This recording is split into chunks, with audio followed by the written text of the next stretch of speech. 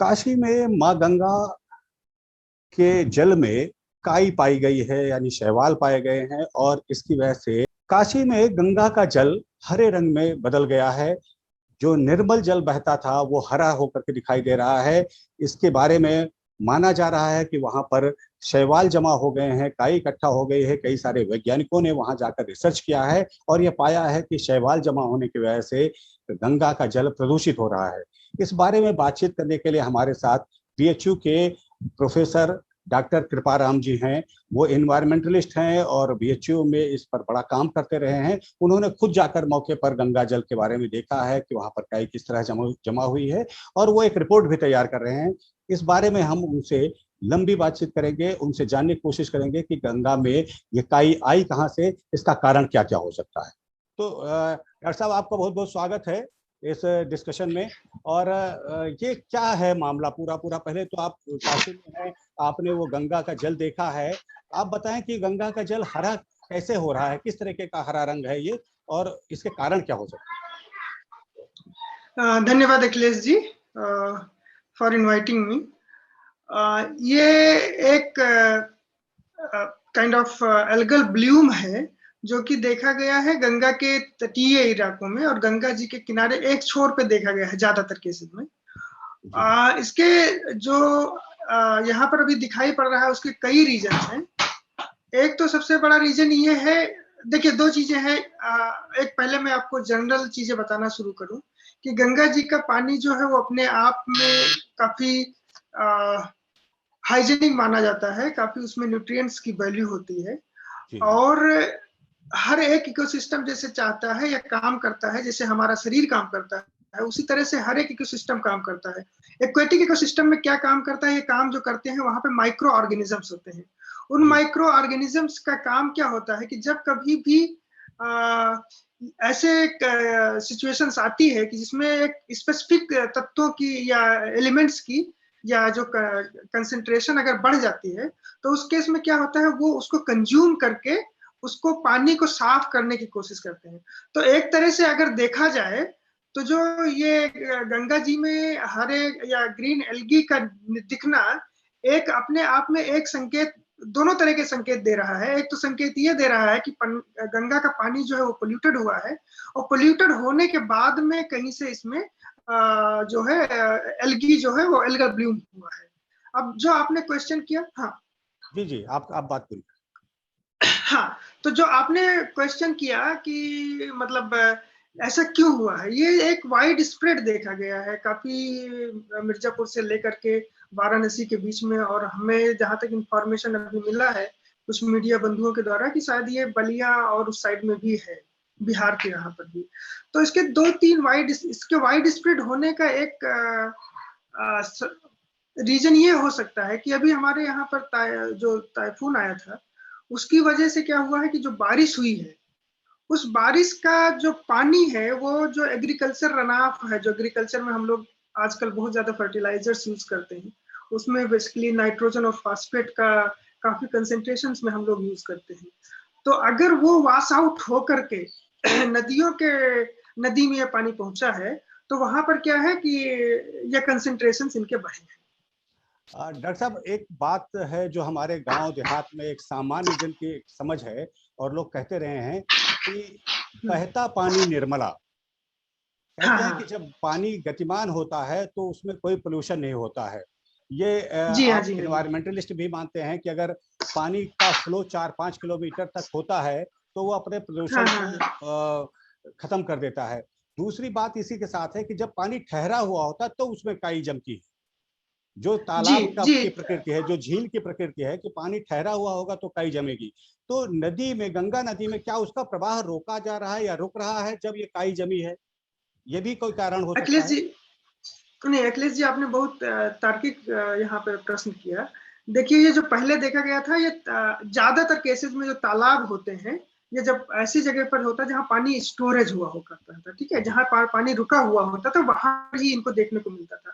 और ये बहुत कॉमन है कि स्पेशली जो प्री मानसून सीजन में अप्रैल मई जून के समय में ये एल्गल ब्लूम्स दिखते थे वहां पे तालाबों में। मैकेनिज्म अखिलेश जी दोनों का सेम है।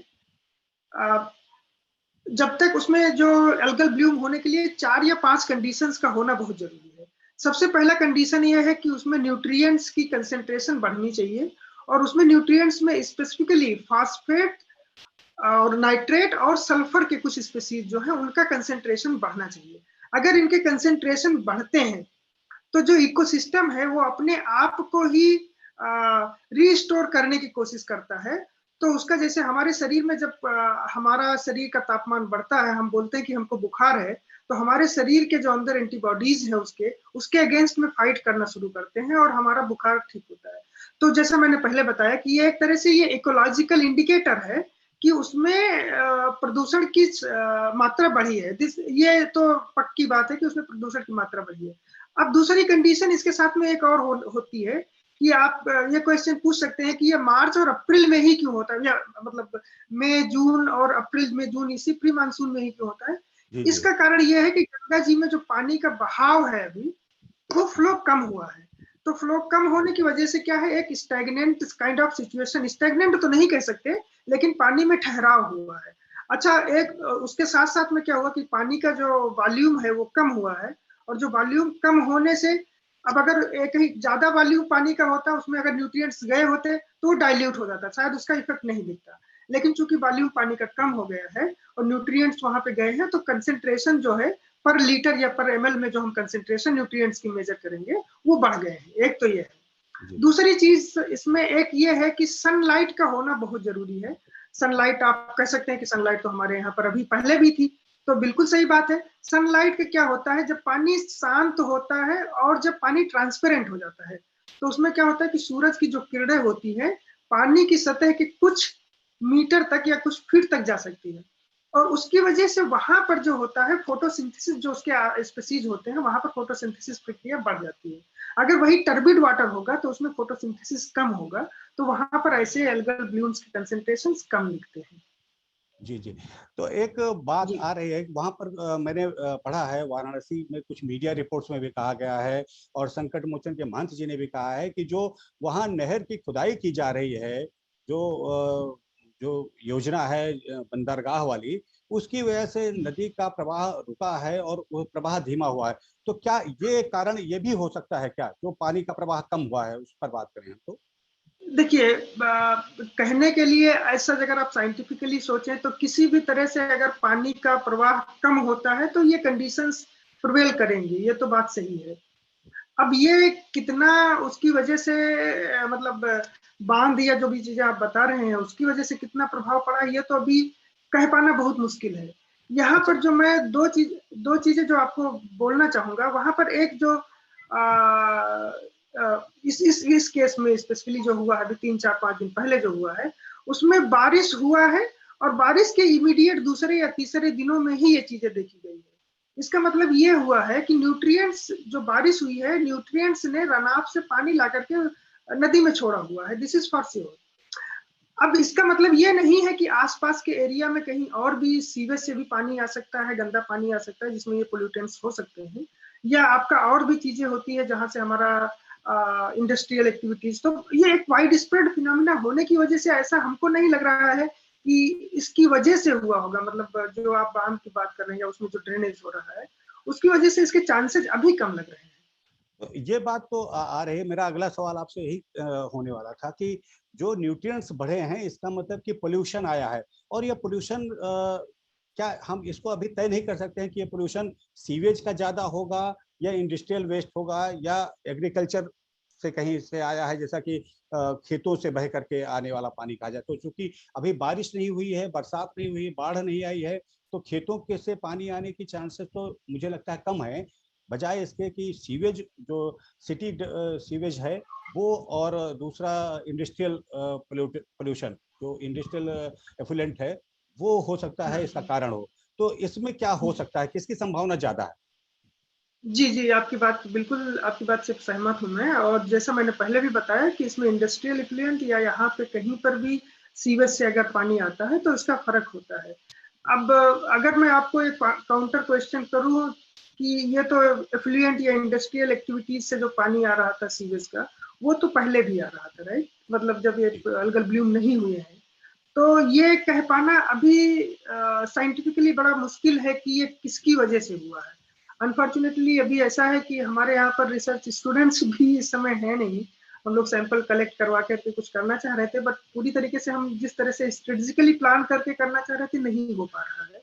तो अभी इसका शायद स्पेकुलेशन लगाना मुझे लगता है अभी उचित समय नहीं है।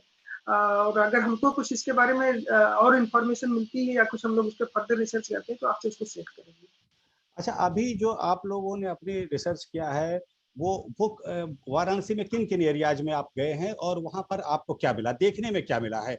जांच की रिपोर्ट तो बाद में आएगी, लेकिन ऐसे देखने में क्या है? जैसे हम यहाँ से वीडियो देख रहे हैं तो उसमें तो पानी बिल्कुल हरा हरा दिखाई दे रहा है और ऐसा लगता है जैसे कि किसी पुराने कुंड में, तालाब में, जैसा कि हमारे धार्मिक स्थलों पर कुंड होते हैं उनमें जैसी काई जमी हम्म। होती है उसी तरीके की काई हमें गंगा में दिखाई दे रही है। अखिलेश जी, ऐसा नहीं है एक्चुअली। आज मैं अभी आपके जब आपने मुझे सुबह कॉल किया था उस समय मैं एक्चुअली तुलसी घाट पर ही था, और तुलसी घाट पर हमने जो देख के आया है वहां पे अभी की सिचुएशन में कोई भी काई नहीं जमा है, कोई भी ग्रीन एल्गी नहीं है, एकदम नहीं है। वहां पे पानी फ्रेश लग रहा है, और हाँ हल्का सा ग्रीनिश जरूर है, बट वहां पर एल्गल ब्लूम जैसे कुछ भी नहीं है। और दूसरी चीज ये है कि और सब एरियाज में हुआ है। इट्स पॉसिबल हो सकता है कि कुछ लोगों ने एक पर्टिकुलर, जैसे मैंने बताया कि एक लोकलाइज्ड फिनोमिना है, ये बहुत वाइड स्प्रेड नहीं है। तो हो सकता है किसी ने जो पिक्चर क्लिक किया हो या जिसने जो वीडियोग्राफी की हो वो एक लोकलाइज्ड प्लेस का ही किया हो जहां पर एल्गुलर ब्लूम ज्यादा थे। मुझे स्टेट पोल्यूशन कंट्रोल बोर्ड से जो सहयोग मिला और जो उनका डिस्कशन मेरे साथ में हुआ, उन्होंने मुझे कुछ सूचनाएं दी। उन्होंने बताया कि सर हम लोगों ने उन लोगों ने काफी मेहनत करके उसको काफी हद तक वहां पर जो एल्गल ब्लूम्स है उसको रिमूव करने की कोशिश करी है। और एक्चुअली यहाँ पे आपका और कई जगह पर तो पानी साफ दिख रहा है। एटलीस्ट मुझे जो आज मैं गया तुलसी घाट और जो अस्सी घाट या उसके आसपास के एरिया है वहां पर तो मुझे एल्गल ब्लूम जैसा आज एकदम नहीं दिखाई दिया। अच्छा, एक एक बात और आती है, जैसे आपने बताया कि कुछ सूचनाएं आ रही हैं कि और डाउन स्ट्रीम में इसी तरीके के संकेत मिले हैं, इसी तरीके की एल्गी मिली है, लेकिन अप स्ट्रीम में जो हमारे पास खबर आ रही है कि प्रयागराज में भी इस तरीके के संकेत हैं और ज्यादा अप स्ट्रीम से कोई खबर नहीं आ रही है। तो क्या ये माना जाए कि ये जो पोल्यूशन है वो आसपास के 2, 4, 6, 10 जिलों का या 100, 200 किलोमीटर के अंदर का ही है? एक सवाल मेरा है। भी वही वही मेरा भी वही मानना है एक्चुअली, क्योंकि ये दोनों चीजें हुई है। हालांकि अभी इतनी ज्यादा बारिश नहीं हुई जैसा आपने बताया कि उतना न्यूट्रिएंट्स को उसमें ले जा करके डिपॉजिट कर सके।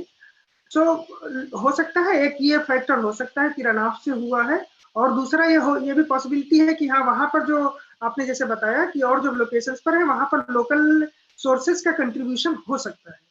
बट ये अभी कह पाना बड़ा जल्दबाजी होगा, क्योंकि अभी हमारे पास कोई ऐसा डेटा नहीं है। तो अब अगर हम अपनी बात को यहाँ पर पूरी करें और ये कहें कि एक एक्सपर्ट के तौर पर आप क्या सजेशन देंगे कि क्या सरकार को इस समय क्या करना चाहिए? कि सबसे पहले तो वो जो पोल्यूशन डिस्चार्ज पॉइंट हैं उनको चेक किया जाना चाहिए, क्या मेजरमेंट होनी चाहिए, मतलब सॉरी क्या हमारे उपाय होने चाहिए, कौन सा हमें स्ट्रेटजी अपनानी चाहिए कि सबसे पहले तो हम जो डिस्चार्ज पॉइंट हैं उन्हें चेक करें और इसी तरीके से जो इंडस्ट्रियल एफलुएंट है उनको चेक किया जाए, तो शायद जी इस समस्या का समाधान हो सकता है। जी अखिलेश जी, आई थिंक जितने भी हमारे पॉसिबल सोर्सेज हैं पहली चीज तो आइडेंटिफाई करना होगा सीवेज। और उसके बारे में तो हमको जहां तक आइडिया है कि या जहां तक लोगों को पता है, स्टेट पोल्यूशन कंट्रोल बोर्ड और सेंट्रल पोल्यूशन कंट्रोल बोर्ड के पास में उनका विधिवत डेटा है। मुझे लग रहा है कि एक स्ट्रिक्ट मॉनिटरिंग की ज्यादा जरूरत है। और दूसरी चीज जो हमने बताया, अभी जैसे हमारे जो एग्रीकल्चर प्रोडक्टिविटी को हमारे बढ़ाने के लिए एक ऐसा प्रचलन में आया हुआ है कि हमारे किसान भाई लोग या जो फार्मर्स होते हैं वो अनकंट्रोल्ड मैनर में फर्टिलाइजर्स का प्रयोग करते हैं। और उसमें से बहुत कॉमन जो है वो डाई सोडियम डीएपी जो होता है, डाई अमोनियम फास्फेट, और यूरिया का। अब डाई अमोनियम फास्फेट में फास्फेट होता है और यूरिया में नाइट्रोजन होता है। अगर ये नाइट्रोजन और फास्फेट की रिक्वायरमेंट अगर प्लांट्स में नहीं है एक पर्टिकुलर एरिया में, तो वो सॉइल में वैसे ही पड़ा रहेगा, उसका कोई फर्क नहीं पड़ेगा। तो एक तरह से अगर आप एक्सेस मात्रा में फर्टिलाइजर्स का यूज कर रहे हैं तो आपके उसकी प्रोडक्टिविटी को बढ़ाएगा नहीं, बल्कि जो उसके सॉइल क्वालिटी है उसको डिग्रेड कर देगा। और जब इस सॉइल क्वालिटी को डिग्रेड करने के पास जैसे ही ये बारिश या जैसे पहली स्पेशली जब पहली बारिश होती है, अगर वो तेज बारिश हुई, ये जो पोल्यूटेंट्स होते हैं या जो केमिकल्स होते हैं वो लीच आउट होकर के समुद्र में पहुंच जाते हैं। हाँ, मतलब नदियों में पहुंच जाते हैं या आसपास के जो ड्रेनेज है, छोटे नदी है या नाला है, वहां से होकर के वो पहुंचते हैं। तो एक गवर्नमेंट को इसके ऊपर भी मुझे लगता है अब एक समय आ गया है जिसपे इनको ध्यान देने की जरूरत है कि कितनी एग्रीकल्चर्स में कितना फर्टिलाइजर्स यूज करना है और उसका एक्सेसिव यूज ना हो ताकि उसके साइड इफेक्ट से हम लोग बच सकें। ऑफकोर्स ये एक दूसरा जो पहलू आपने बताया सीवेज का और जो इंडस्ट्रियल इफ्लुएंट का, उनके ट्रीटमेंट की बात चल रही है। और मुझे जहां तक इंफॉर्मेशन है या जहां तक पता है आप लोगों के न्यूज चैनल्स के द्वारा काफी कुछ काम हो भी रहा है इस पर। गवर्नमेंट काफी एक्टिव है इन सब चीजों में। तो मुझे लगता है कि हम लोग जल्दी ही इसका समाधान निकाल पाएंगे। और कुछ चीजों में स्पेसिफिकली कितना कंट्रीब्यूशन है, for example surface run of का, पोल्यूटेंट्स या नाइट्रेट और सल्फेट का रिवर वाटर में, इस तरह की स्टडीज को थोड़ा प्रमोट करने की जरूरत है। सर बहुत बहुत धन्यवाद हमसे बात करने के लिए, और हमें आपकी रिपोर्ट का इंतजार रहेगा कि माँ गंगा में अगर कोई पोल्यूशन पहुंच रहा है तो कहाँ से पहुंच रहा है। मुझे उम्मीद है कि आने वाले समय में आपकी रिपोर्ट सामने आएगी और हमारे जो दर्शक हैं उनको भी ये पता चलेगा कि माँ गंगा में अगर पोल्यूशन आ रहा था या काई जमा हो रही थी तो क्यों जमा हो रही थी। और अभी आपने जो जानकारी दी है इससे तमाम लोगों का जो संदेह हो रहा है, जो सवाल उठ रहे थे उनके मन में, उन सारे सवालों का मुझे उम्मीद है जवाब मिला होगा। बहुत बहुत धन्यवाद सर जी, न्यूज़ ट्रैक पर आने के थैंक यू लिए। अवलेश जी, थैंक यू अवलेश जी।